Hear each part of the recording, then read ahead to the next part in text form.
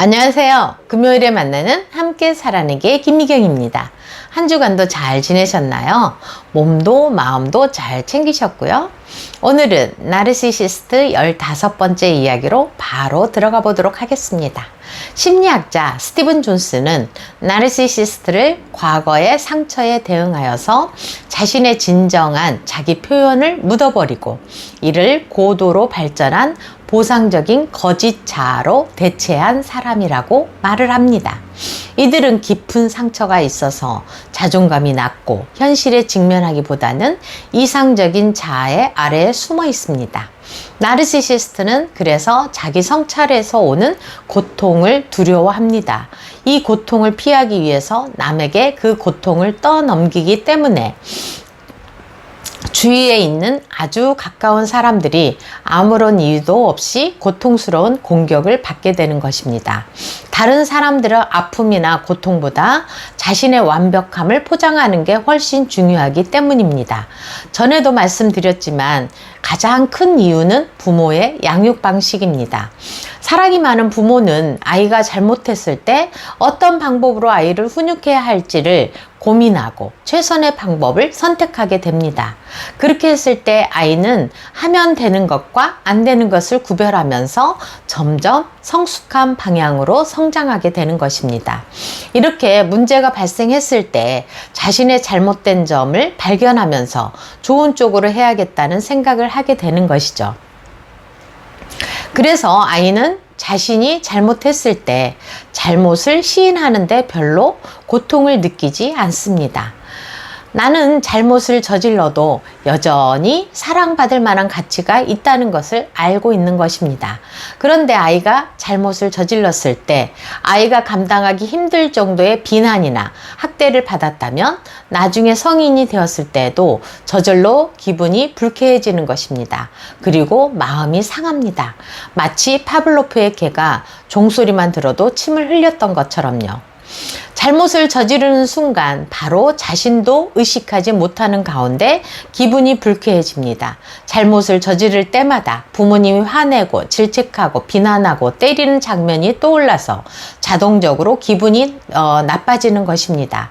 그래서 이들은 자신의 잘못이 드러나지 않도록 무지 애를 쓰는 것입니다. 이 세상은 잘못을 해서도 안 되고 나의 잘못이 드러나도 안 되는 두렵고 무서운 곳이 되기 때문에 피해야 하고 다른 사람에게 그 불쾌한 감정을 향하는 것입니다. 부모에게 많은 고통을 받은 나르시스트는 성인이 되어서 그만큼 상대방에게 많은 고통을 줄 수밖에 없습니다. 부모에게 사랑을 많이 받은 아이는 커서 상대방에게 그 사랑을 많이 베푸는 것처럼요. 사람들은 내가 느끼는 감정을 다른 사람들이 함께 느껴주기를 바랍니다. 아무 이유 없이 비난받고 고통스러워하는 상대방을 보면서 나르시시스트는 자신이 이해받고 나쁜 감정이 해소되는 것입니다. 상대가 받는 고통이 크면 클수록 자신은 치유받는 느낌이 드는 것입니다. 아무도 내 고통을 알아주지 못하는데 너는 내 고통을 알아주는구나. 그러면서 자신의 고통을 알아주는 상대방에게 더욱 집착하게 되는 것이죠. 가장 밑바닥의 감정인 수치심을 해결해주는 에코이스트가 있는데 놓치고 싶겠습니까? 수치심을 떠넘겨서 상대방이 그 고통으로 떠나려 하면 무슨 짓을 해서라도 잡으려고 거의 발악을 하는 것입니다. 그런데도 나르시시스트는 자신이 이미 가지고 있는 것들에는 관심이 없고 자신의 완벽함을 지키는데 전전긍긍합니다.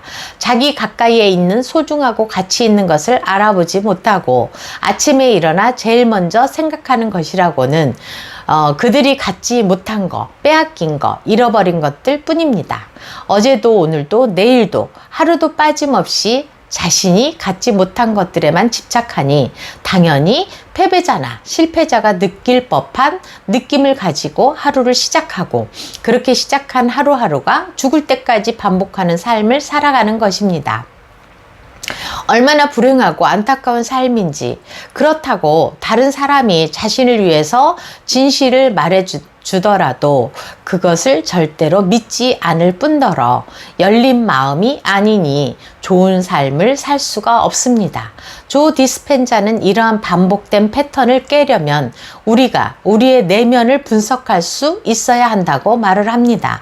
내가 어떤 감정을 느끼고 있고 무슨 생각을 하고 있는지, 그것이 어떤 행동을 불러오고 있는지를 스스로 인지하고 분석할 수 있어야 한다는 것입니다.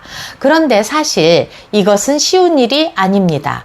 나르시시스트들에게는 거의 불가능한 일이고, 인간의 정신과 심리에 대한 지식을 갖고 있어야 하고, 지식을 기반으로 장시간의 자기 성찰과 훈련을 거쳐야만 가능한 일입니다.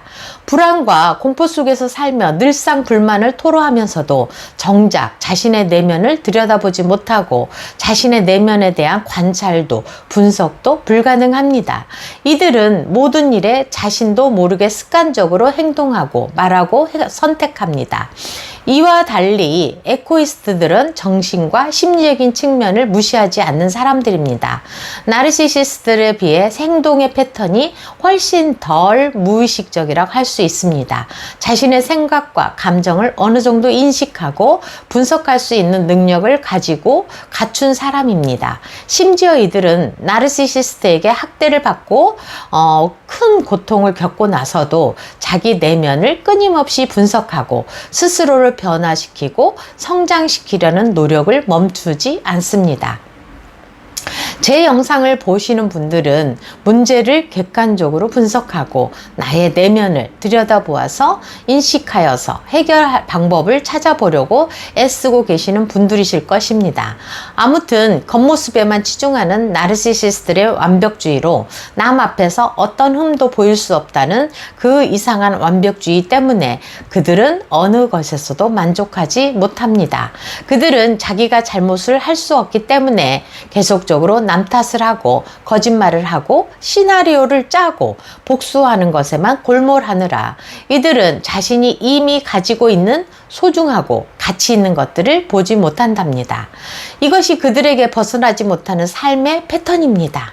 이미 자신에게 주어진 좋은 것들을 전혀 인식하지 못하고 자기 삶에 없는 것, 부족한 것에만 관심을 기울이기 때문에 이들이 느끼는 감정이란 받아야 하는 것을 받지 못했다는 마음, 나에게 있어야 할 것들을 빼앗겼다는 마음, 정말 중요한 것들이 내게 없다는 마음 등 패배자와 피해자가 가질 법한 생각으로 가득합니다.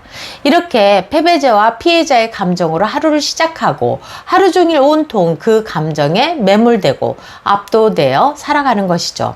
그런 하루하루가 죽을 때까지 반복되는데 어떻게 불행한 삶이라고 말을 안 할 수가 있겠습니까? 아무리 좋은 것, 아무리 가지고 싶은 것이 있었다 하더라도 그것이 자신의 소유물이 된 순간부터 나르시시스트는 그것을 더 이상 가치 있게 생각하지 않습니다. 또다시 자신에게 없는 것만 갈구하고 원할 테니까요.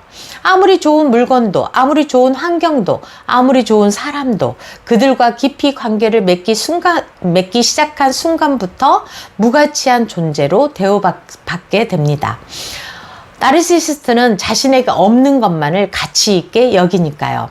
나르시시스트 스펙트럼을 살펴보면 0에서 10까지인데 10인 악성 나르시시스트가 있고 7 정도의 약간의 나르시시스트도 있으니 우리가 대하고 있는 나르시시스트를 단정적으로 판단하시면 위험합니다. 아무쪼록 나르시시스트와 헤어질 수 없다면 물리적, 정서적 거리를 잘 두시고 제 채널에 그레이락으로 대하는 방법을 보시고 익히시어서 자신에게 에너지를 집중하시길 간절히 기도하겠습니다. 지금까지 시청해 주셔서 감사드리고요. 구독, 좋아요, 알림 눌러주시면 사랑입니다. 지금까지 함께 살아내게 김미경이었습니다. 감사합니다.